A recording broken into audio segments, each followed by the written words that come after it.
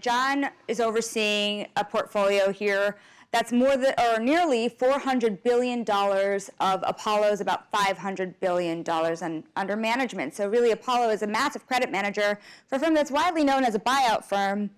So this should be the moment, right? But there's so much confusion out there, John, about how to invest in credit in markets that are fluctuating so rapidly. Where do you see the opportunities right now, and are you diving in at a greater rate than you were perhaps yesterday?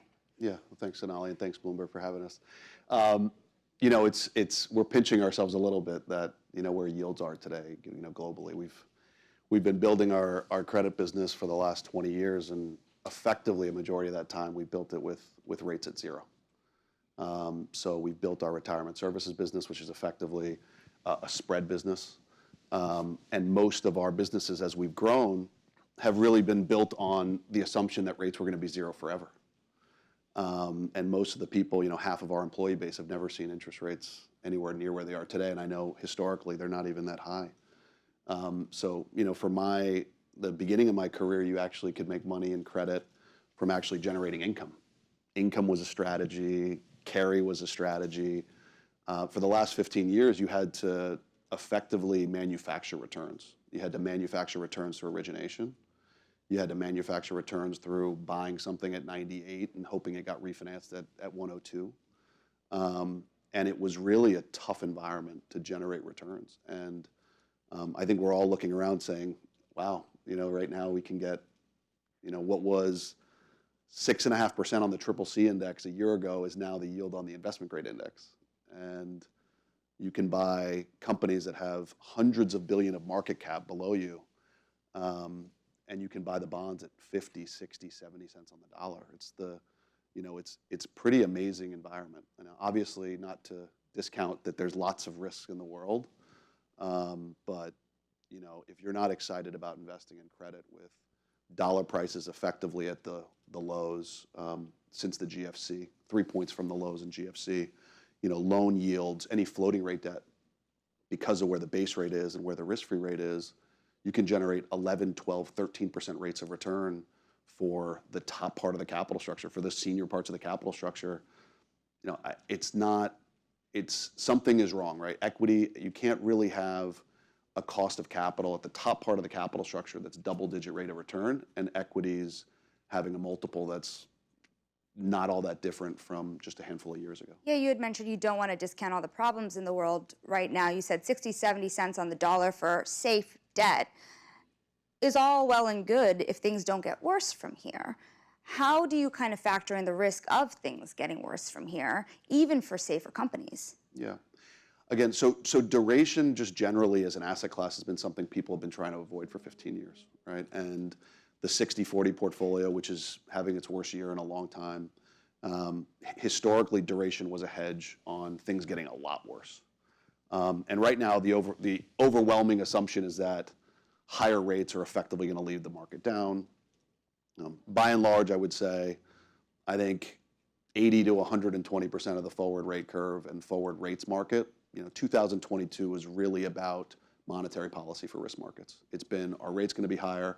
You had some geopolitical events around it, but effectively the pacing of the rate hikes, the speed, unprecedented when you combine that with the quantitative tightening that's been going on.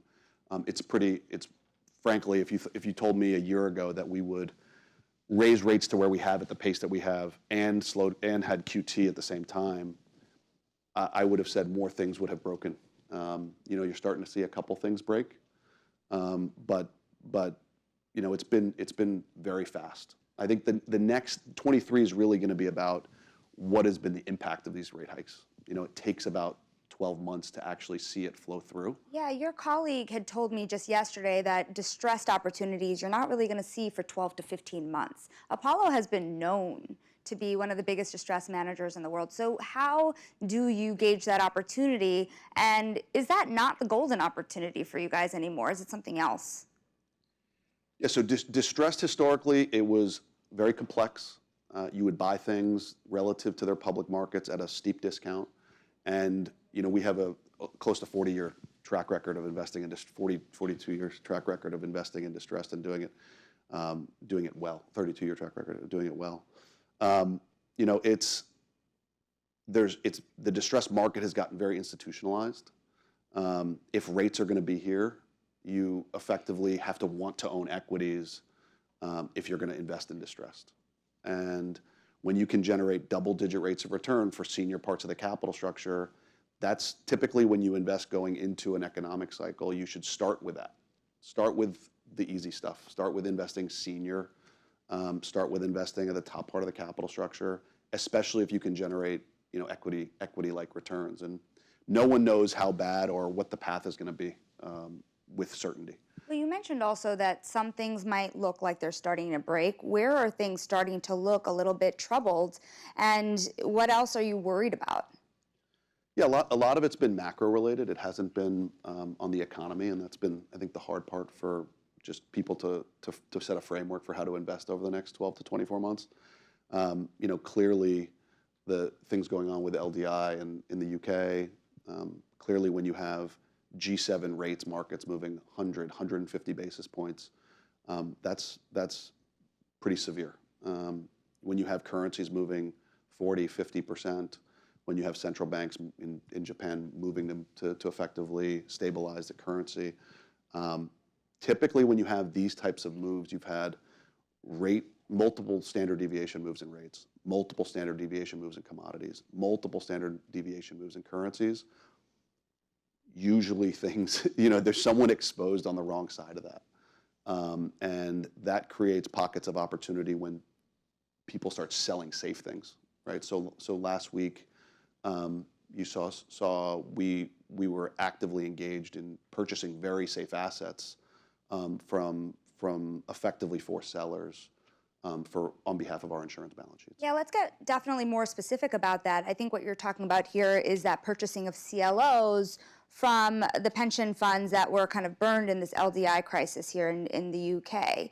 From what I understand, that was a very sizable investment. So what are we talking about in terms of how much you were able to spend in a short amount of time and how that compares with what you've been doing all year? Yeah, so about $1.5 billion transacted last week. That's 800% more than usual. So it was significantly higher than the normal. That's for the market. For the market, the aggregate market. Yeah, we purchased about a third of the aggregate supply that came to market. $500 million. $500 million. And we invest on behalf of effectively on our hold to maturity. And the way we get comfortable with it is if you look at where investment grade tranches, and this is going to be a bit complex for those that don't know the tranching of CLOs, but effectively think about it as you're generating a 10% rate of return, and your break even is that you need cumulative defaults to be 60 to 70% over the next 5 years. So what's being priced into those securities is that effectively 70% of the market's going to default in the next 5 years in Europe, in European issuers, which again is unprecedented and extremely unlikely. So dive in a little here. That's an interesting trade you made on a kind of single situation basis. But are there other types of situations like that are happening given the stresses you're seeing in the world and that the margin calls, frankly, investors are facing and forcing them to sell assets? Yeah, I mean, generally the banks are short balance sheet across the globe. Some of it's being driven by rate volatility, having to post capital on mortgages, losses that are well documented about some of the leverage finance books. So generally the banks are kind of out of excess balance sheet.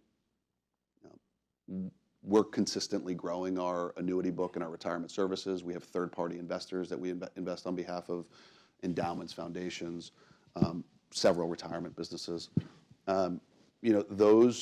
Everybody's looking for safe yield, and in addition to kind of what we've done in the general CUSIP market, we've also acquired and built 25 origination companies that invest on behalf of, you name it. We finance against an aircraft. We finance against a fleet of cars, against mortgages, commercial real estate buildings.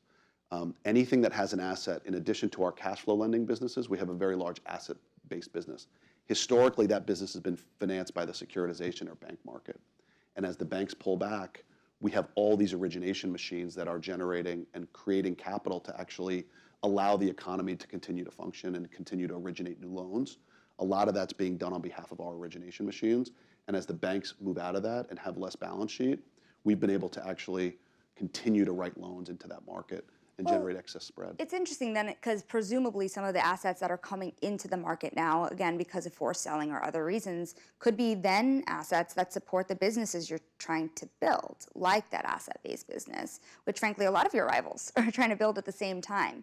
And so, were those types of assets also coming up, asset-based financing and other kind of structured securities? Yeah, what you've seen is an increase, obviously, in kind of CLO. You've seen an increase in anyone who needs new capital today. The cost is up anywhere between 150 and 200 basis points on spread. And so we're just looking across the whole ecosystem and saying, okay, where's the best risk-adjusted return for our LPs and for our own balance sheet? And again, right now it's really about most opportunities that are new dollars going into the ground are really interesting. So let's take a huge step back here for a second, because another opportunity that I've heard you talk about that's only exacerbating, a lot of your rivals have talked about, is that wall of refinancing in the face of higher interest rates. What does this mean for a lot of corporate America, frankly, companies across the globe, and where you fit in as these maturities come due? Yeah, so generally speaking, CFOs have done a great job of pushing out their maturities. 22 has been the lightest year in a long time in issuance of new high yield debt. You'll have about 10% of the market come up for refinancing in 23, another 15% in 24, and then any sort of new M&A that needs to get done. So any sort of new money. But in aggregate, we expect there to be several $100 billion of new financing needs in the next couple of years. Some companies are waiting, trying to hope the market gets a bit better. Inevitably, they'll be forced to make a decision. And we've really been large participants in any sort of new secondary. Over the last 60 days, as the Fed has moved more aggressively, really in the last 60 days, financial conditions have tightened by about 400 basis points in the last 60 to 90 days. Access to capital has shrunk.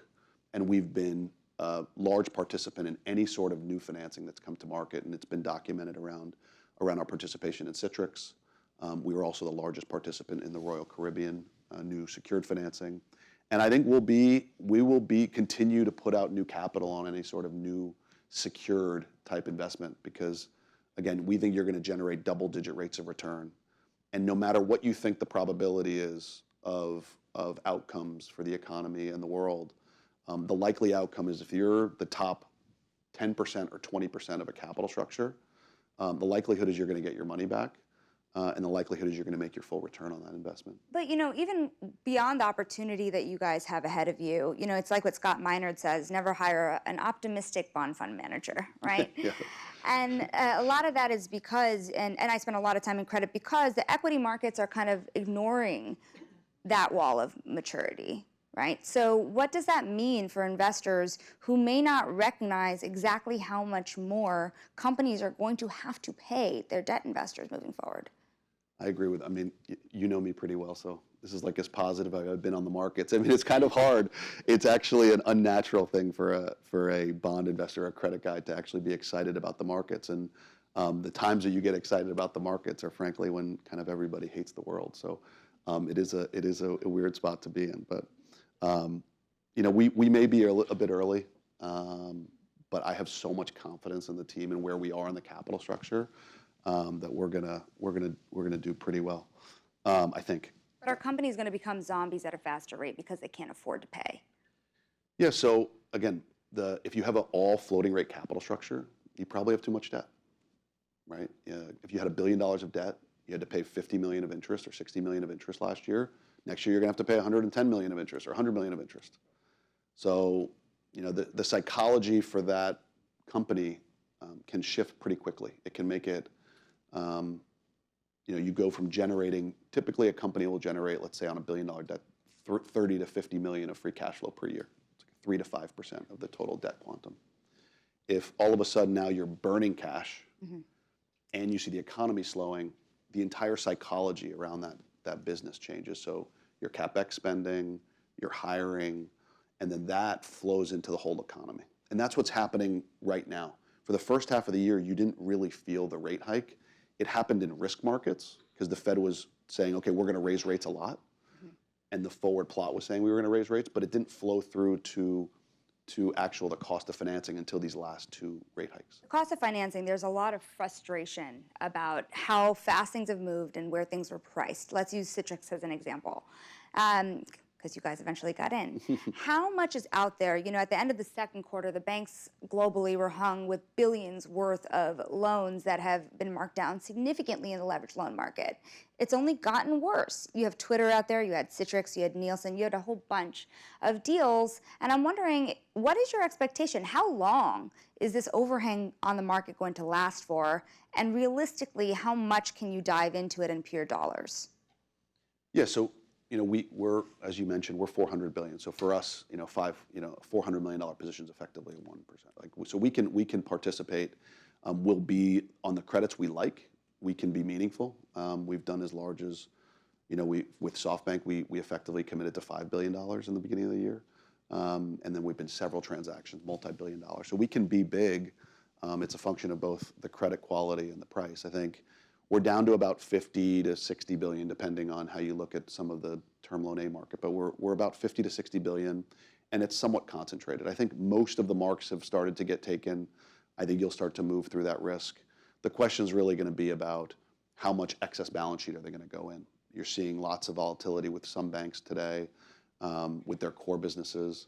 My suspicion is that you'll probably see the economy slow down and some of the consumer books start to slow a bit. And so lending is getting pulled back pretty aggressively. And so how are they going to commit on a go-forward basis? In what way? I think we're going to be partners with them on a lot of those commitments. As we've grown our direct business, we've become great partners with them in terms of they're long, tons of origination. They have tons of relationships.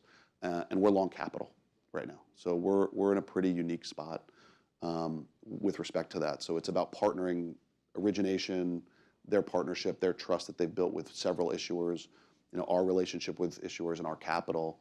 And there's actually a natural partnership there that I think is a long time. Bloomberg likes to talk about the banks versus Apollo. I actually think that relationship's getting stronger. Well, it's interesting because 10 years ago I started here as a banking reporter, and I accidentally became the private equity reporter, and it's because of what you're saying. Yeah. And I'm wondering, that was post-2008, structural changes, and now we're hitting another big roadblock in the economy, and you wonder how much is that going to accelerate or change the way that private capital takes on more capacity, especially as so many European banks are constrained. Yeah. Again, so almost every investor that I've met with in the last 10 years has been trying to get out of credit. Rightfully so, right? No one woke up in the morning saying, hey, John, I want to go give you fixed income capital at 0% rate, zero risk-free rate in a 5% high yield market. Who would do that? And so those discussions generally for just a core credit mandate have been tough. You flash forward to today, I've been on the road the last couple of weeks. Every single global investor is trying to figure out the complete opposite of the last 15 years is how do I get money out of equities, out of private, into credit, into alternatives, into direct. And there's going to be that hole that you're talking about is going to be filled by the global community, and it's going to be funded away from equity and into debt. Because when you can generate unlevered returns at 12, 13, 14% on great companies with great sponsors, it's likely that that's going to be a big asset allocation pivot, which again is a big regime shift for the markets over the last 14, 15 years. Means something with the cost of leverage going up. Last word here. Biggest mistake you're seeing in the market right now? Biggest mistake. I think, listen, in credit, I'll talk about credits and not so much equities, but for us is looking and saying, okay, because credit managers, as you mentioned, tend to be so negatively inclined, they're seeing all of the bad, and again, it's likely that the economy is going to slow materially. But when you have dollar prices at significantly low levels, when you have yields at their highest level that you've seen in a long time, I think people will look back over this vintage, over investing over the next 6 and 12 months, and realize that it was a great environment for senior lending and senior credit, and that they probably should have been more aggressive. Because when it turns around and people feel like it's okay, or there's some normalization of monetary policy, or maybe the economy stabilizes at some point at some level that they can get comfortable with, it's very hard to go and then buy, and it'll move really quickly. And so, every day I'm pushing the team to try to find, okay, obviously there's risks out there, but we need to be putting out money every single day.